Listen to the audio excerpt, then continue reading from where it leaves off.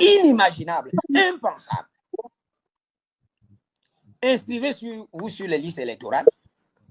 Le ras-le-bol généralisé est là.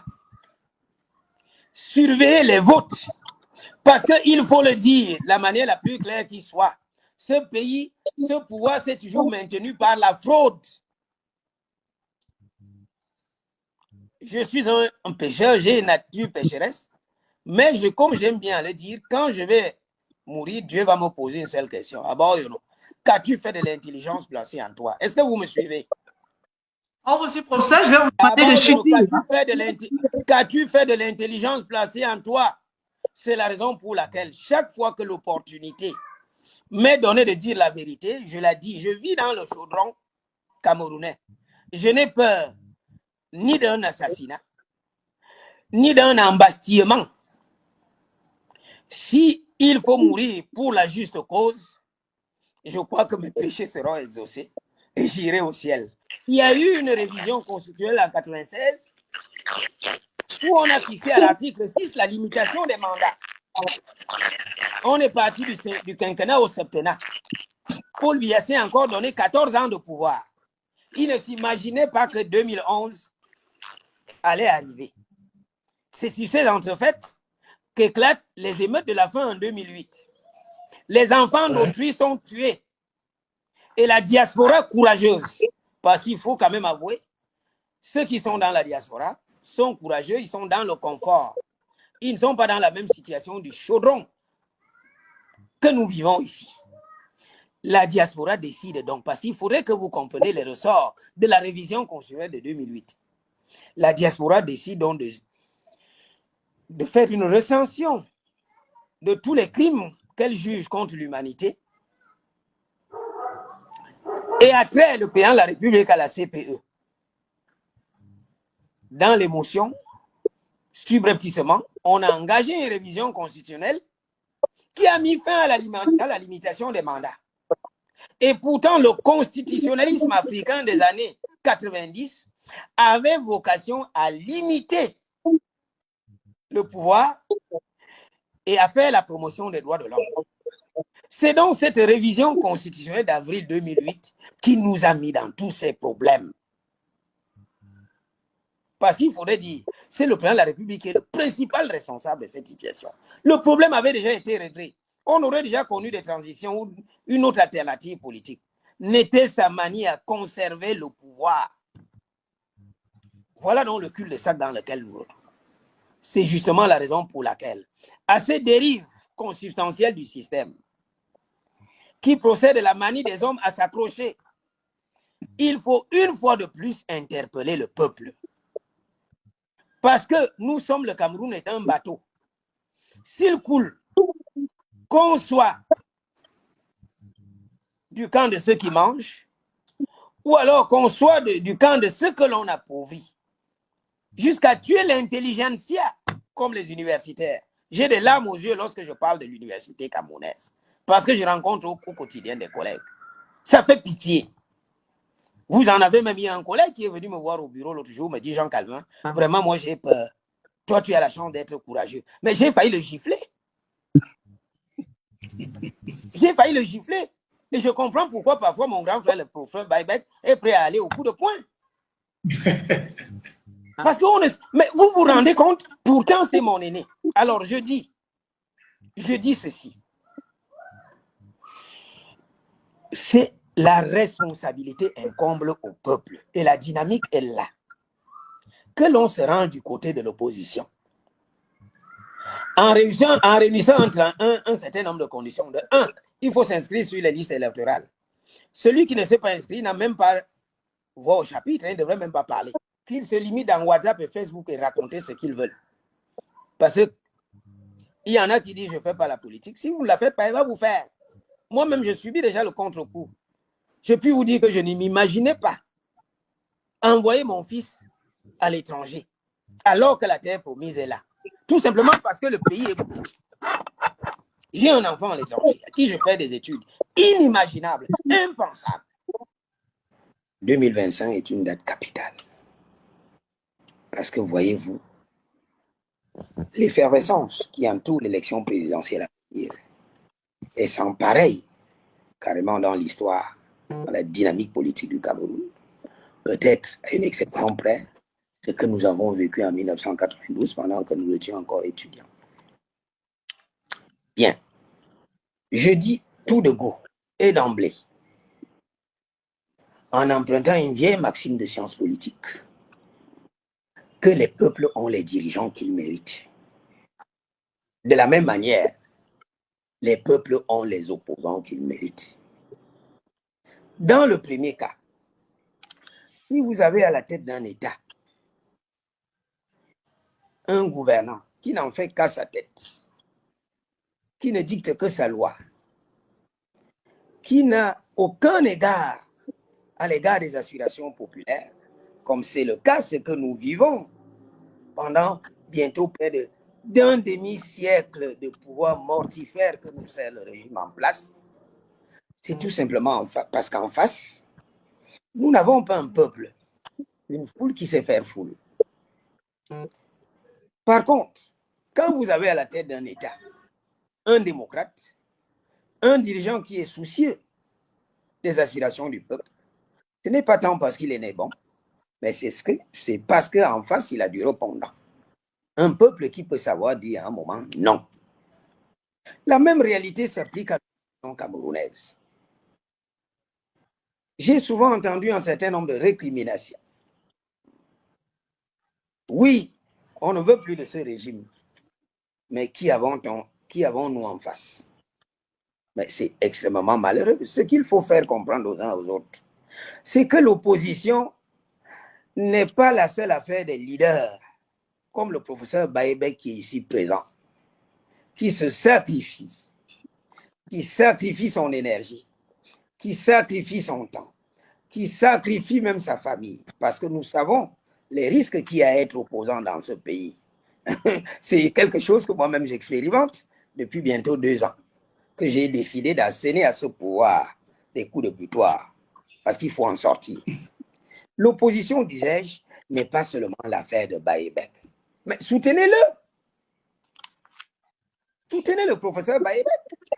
Mais pendant que vous restez chez vous, vous êtes sur les réseaux sociaux, à WhatsApp en train de commenter.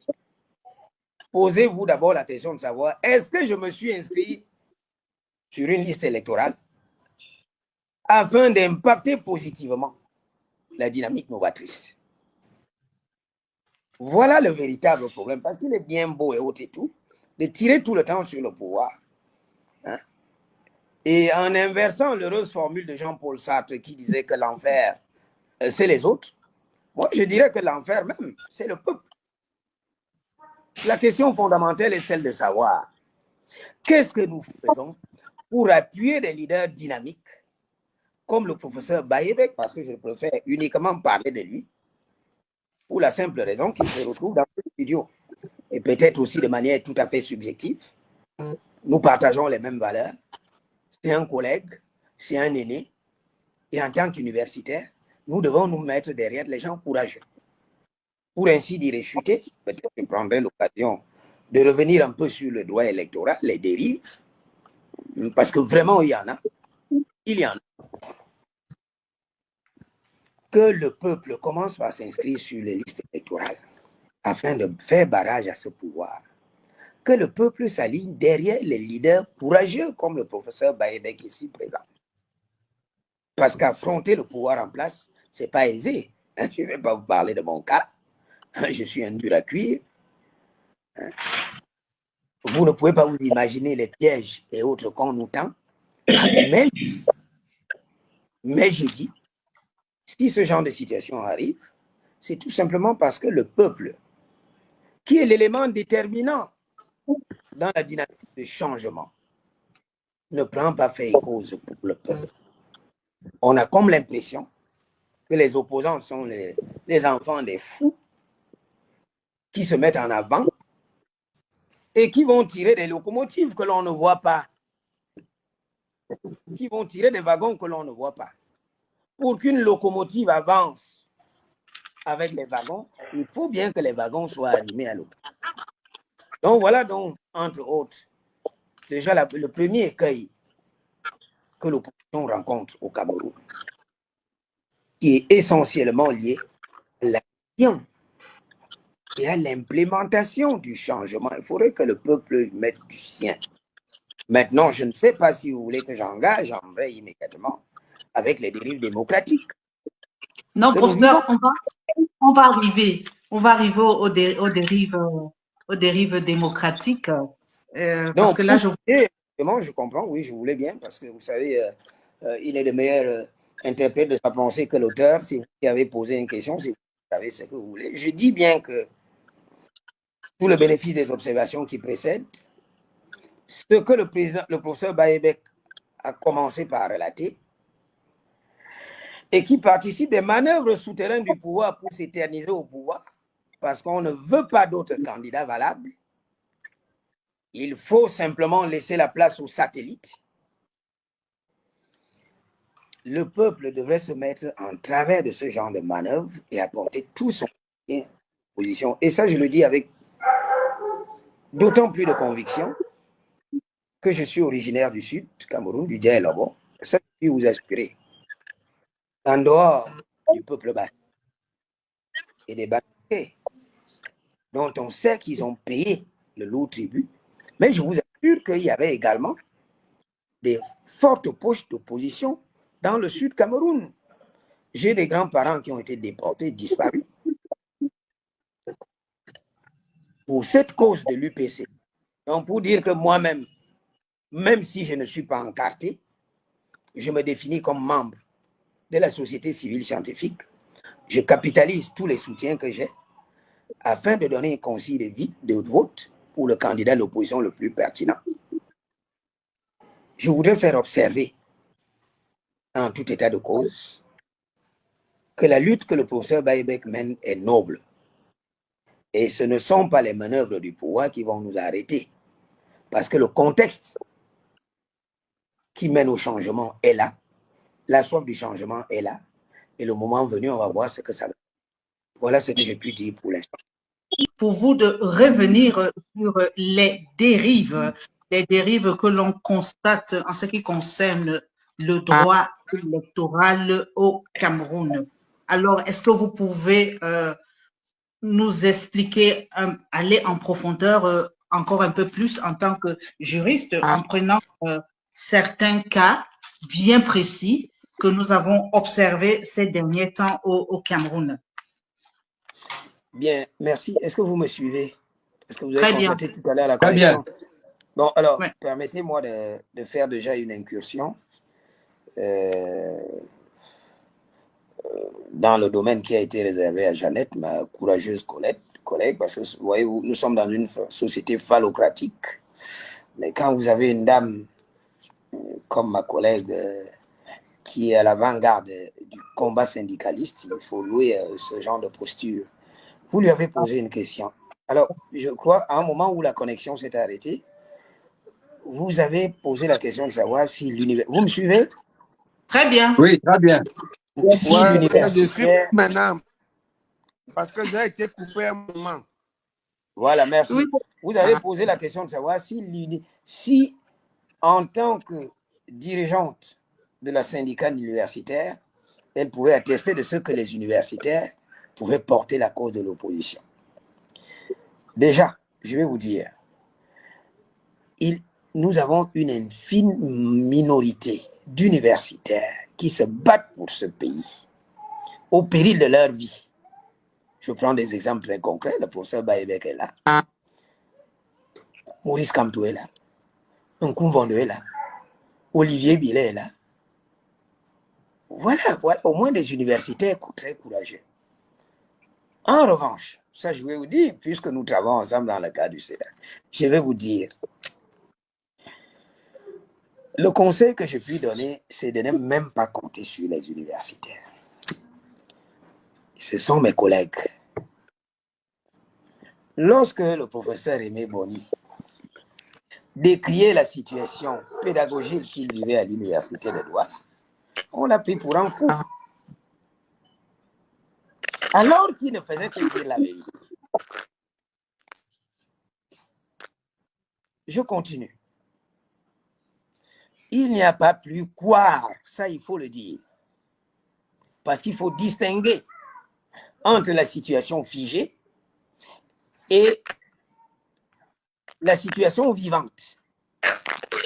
Au plan de ce qui est figé, j'ai suivi tout à l'heure avec brio mon précédent intervenant qui disait que l'université c'est le phare. Oui, mais c'est un phare théorique.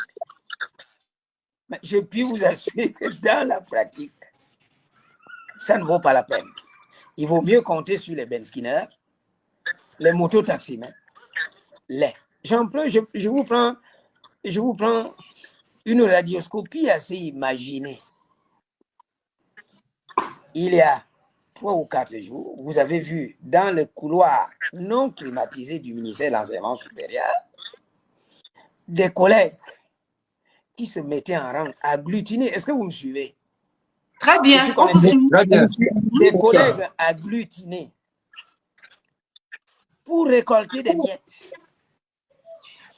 Mais une image honteuse, on vous dit que ce sont des universitaires, non? Quand Jeannette lance son mot d'ordre de grève avec son équipe, on demande de gréver, vous en avez qui s'amusent. Bref, c'est pour dire, ça je le dis de la manière la plus ferme qui soit. L'écrasante majorité des universitaires, c'est des couards. Je pèse et sous-pèse mes mots. Je prends un exemple très concret.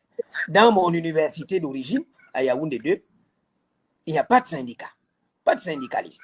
Nous sommes en train de nous battre pour instiller le sens syndicaliste là-bas. Mais je suis pratiquement le seul avec 2 ou 3 collègues de la fin. C'est tout le monde qui attend 17 heures pour une hypothétique situation de rente. Voilà la radioscopie que je voulais donner de l'universitaire. Je dis qu'il vaut mieux compter sur des gens qui apparemment ne sont pas prédisposés à être à l'avant-garde du combat. Les universitaires sont des wagons qu'il faut tirer, des wagons rouillés qu'il faut tirer. Combien d'universitaires soutiennent Baïda? Combien sont-ils même prêts à s'afficher avec lui? Combien d'universitaires soutiennent Olivier Billet? Combien d'universitaires soutiennent un Kouvondo? Dans mon propre cas, je puis vous assurer que les gens ont peur de s'afficher avec moi à l'heure actuelle et préfèrent m'affronter sous cap. André. Alors, je me souviens à un moment, parce que nous, au moins, on a eu la chance de faire notre cursus en Europe. Et quand vous avez quelqu'un qui a fait son cursus en Europe, qui est allé jusqu'à l'agrégation, qui vous parle et que vous prenez pour le chiffon de papier, j'ai les larmes aux yeux, parce que je me souviens à un moment, il y a le collègue qui disait, bon, je ne voudrais plus que vous m'appelez professeur, appelez-moi docteur Aimé. Vraiment, nous vivons au Cameroun une inversion des valeurs qui fait en sorte que l'université ne puisse pas décoller.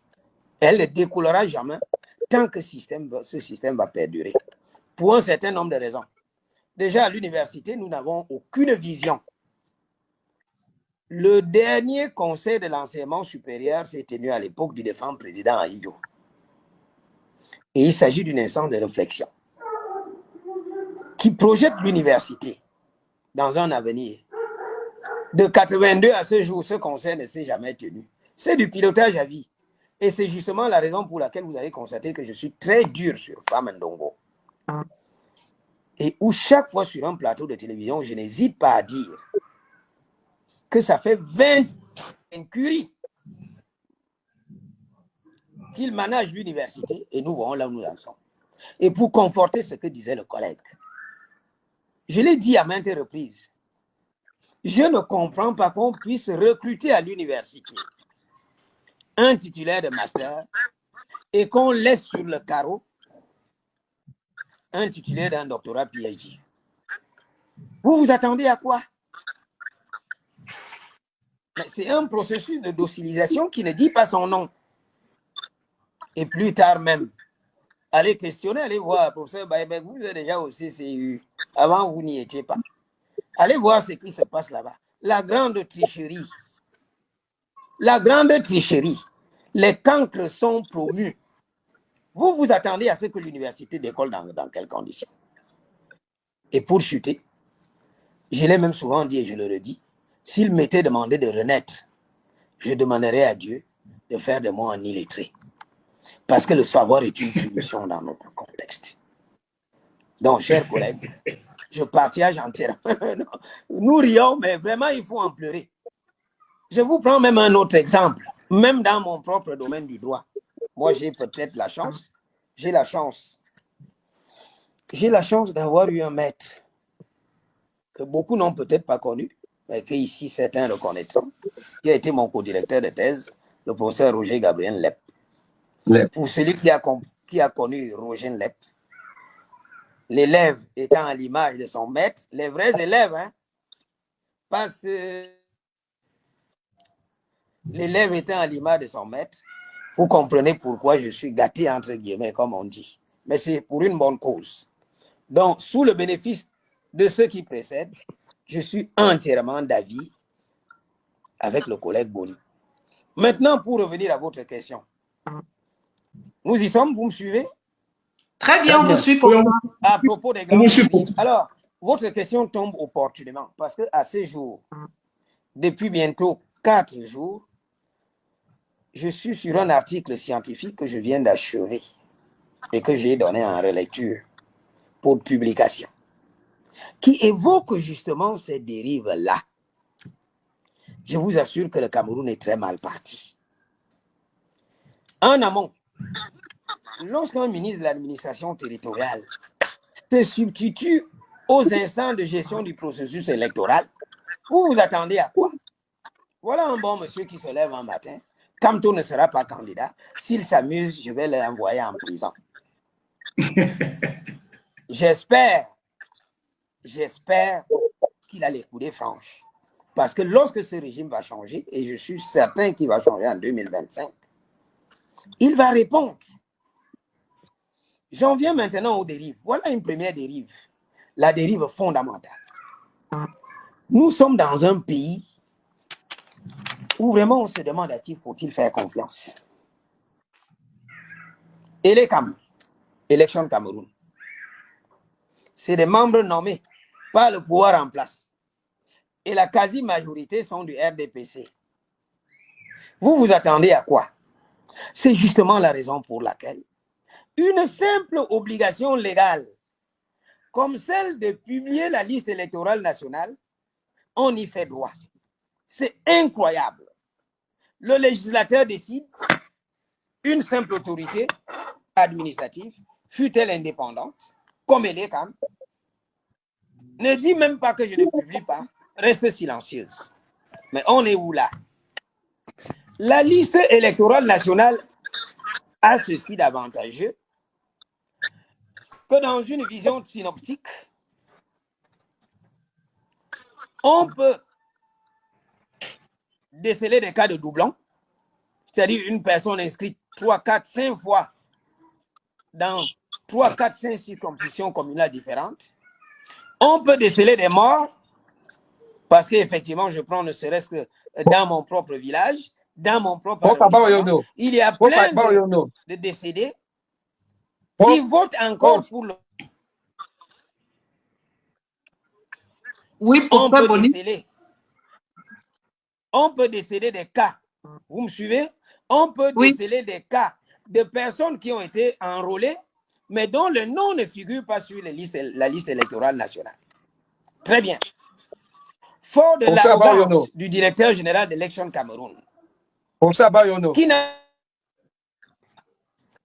ont saisi le Conseil constitutionnel de tous nos malheurs juridiques. Parfois, j'ai l'habitude de dire, je ne vais pas trahir le secret, mais mes collègues là-bas me font pitié. Et je comprends fort opportunément, ça maintenant je peux le relever. Lorsque le professeur Oona est décidé, on a cherché le publiciste le plus qualifié au Sud. Immédiatement, on est tombé sur Abaoyono. Ils ont mis les mains sur la tête, mais ce type-là, j'ai été approché, mais je vous assure, j'ai décliné l'offre. Parce que je ne peux pas travailler dans ces conditions. Alors, je dis qu'on saisit le Conseil constitutionnel qui, conformément à l'article 46 de la Constitution, a la charge de réguler le dysfonctionnement des institutions. Ce que nous vivons à l'heure actuelle, parce que la loi demande de publier la liste électorale nationale, le directeur de l'élection au Cameroun ne fait pas, ça pose un problème de droit de l'homme, un problème de transparence électorale. Le Conseil constitutionnel se débine, alors que la Constitution lui donne cette compétence. Incroyable. Rafile la patate chaude au juge judiciaire, qui lui également dit « je ne suis pas compétent ». C'est une situation de déni de justice. Donc, j'étais en train de vous dire que j'ai bouclé ce jour un article là-dessus, où je suis en train de relever ce grand bazar électoral dans notre ordonnancement juridique. Et la cause en est le Conseil constitutionnel, où vous retrouvez des collègues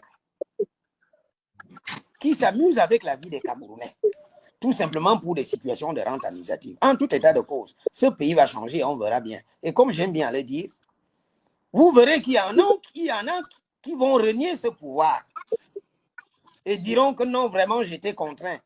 Ça me rappelle l'image, nous l'avons tous vu, du ministre de la Communication de Mobutu, qui nous a révélé un jour qu'il avait été reçu par Mobutu et sa femme. Mobutu s'est mis à faire la cour devant sa femme. Mobutu a même pris sa femme et il est venu pleurnicher après. Vous allez voir le moment. Donc, pour vous dire que le combat que nous menons est rude, les dérives sont là. Elles sont le fait des institutions qui sont entièrement partisanes, acquises à la cause du RDPC.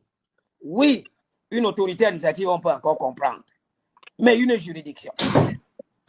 Quand le Conseil constitutionnel, qui s'apparente comme le guide, la boussole juridique d'un État, laisse prospérer la violation des droits de l'homme, en l'occurrence, le droit à la transparence électorale dont bénéficient les électeurs.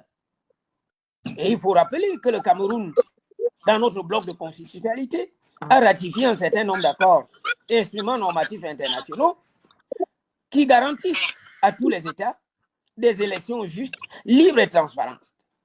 Où est la liberté? Où est la justice?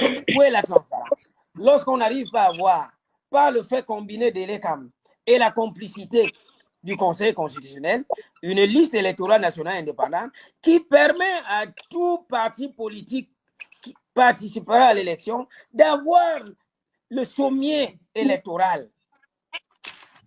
Il n'y a que le RDPC qui sait le nombre d'électeurs inscrits. Est-ce que c'est normal? J'ai suivi un débat aujourd'hui, on disait que la loi ne donne pas les modalités. Ah mais non, la publication en droit a une signification simple. La publication a 3 modalités, ce que j'enseigne en droit administratif. La publication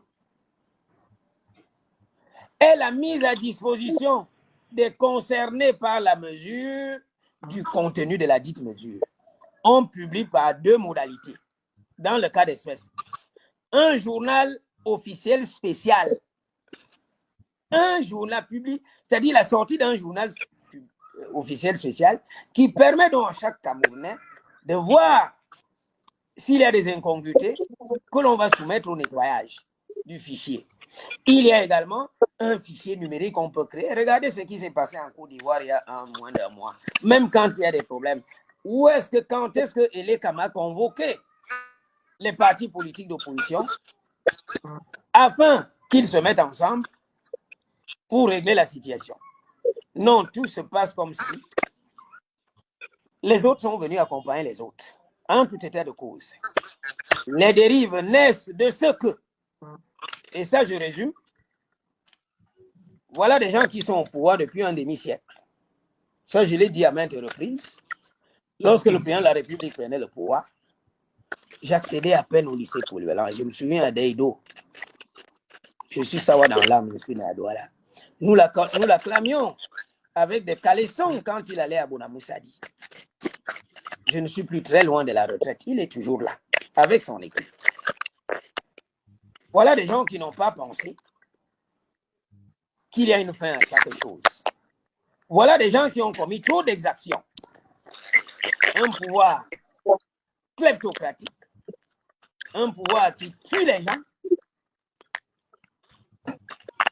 de manière à ce qu'à l'heure actuelle, ils se disent, bon, tiens, si quelqu'un d'autre vient au pouvoir, Nous allons rendre gorge. C'est la raison pour laquelle ils font feu de tout bois pour s'agripper.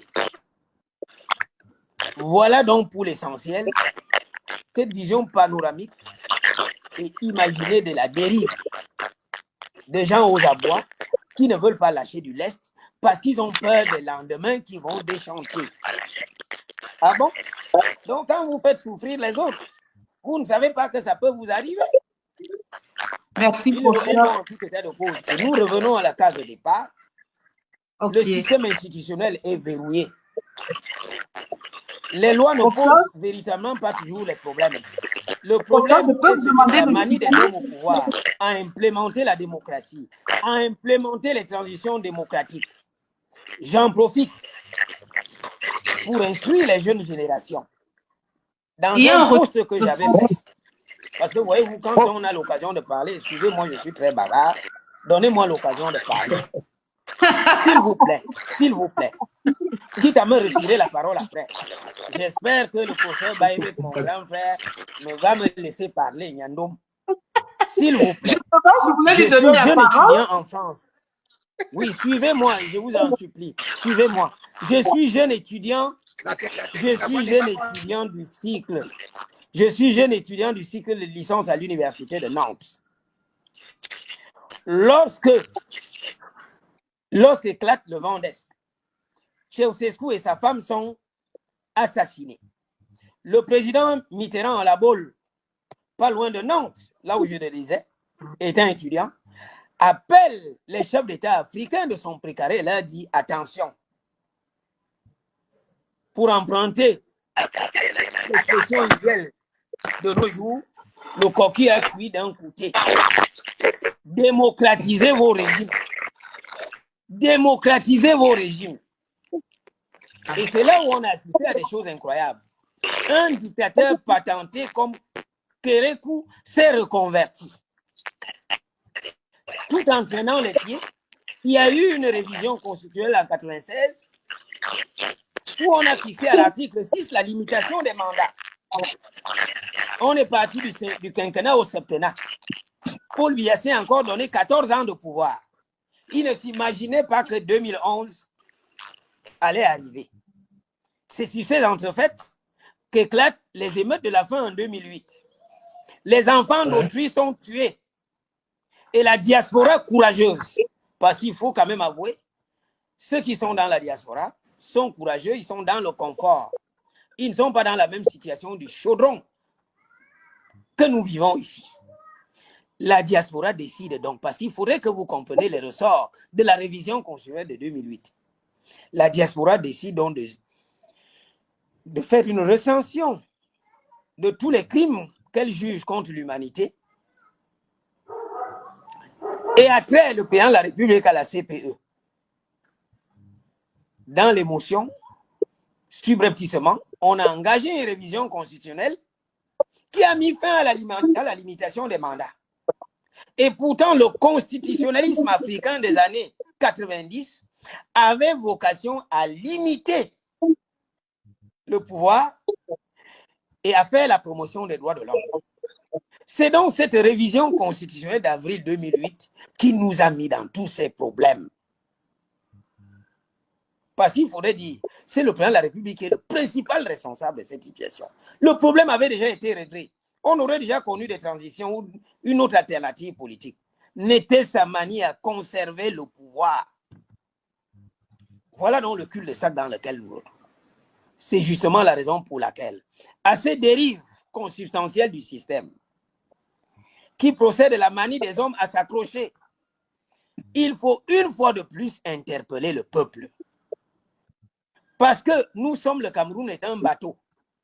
S'il coule, qu'on soit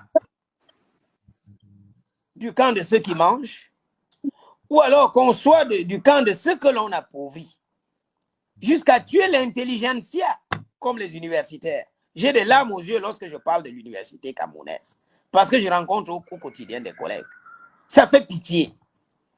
Vous en avez même eu un collègue qui est venu me voir au bureau l'autre jour, me dit Jean Calvin, vraiment moi j'ai peur. Toi tu as la chance d'être courageux. Mais j'ai failli le gifler. J'ai failli le gifler. Et je comprends pourquoi parfois mon grand frère, le professeur Baïbek, est prêt à aller au coup de poing. Parce que mais vous vous rendez compte, pourtant c'est mon aîné. Alors je dis ceci. C'est la responsabilité incombe au peuple. Et la dynamique est là. Que l'on se rende du côté de l'opposition. En réunissant entre un certain nombre de conditions. De 1, il faut s'inscrire sur les listes électorales. Celui qui ne s'est pas inscrit n'a même pas voix au chapitre, il ne devrait même pas parler. Qu'il se limite dans WhatsApp et Facebook et raconter ce qu'ils veulent. Parce qu'il y en a qui disent je ne fais pas la politique. Si vous ne la faites pas, elle va vous faire. Moi-même, je subis déjà le contre-coup. Je puis vous dire que je ne m'imaginais pas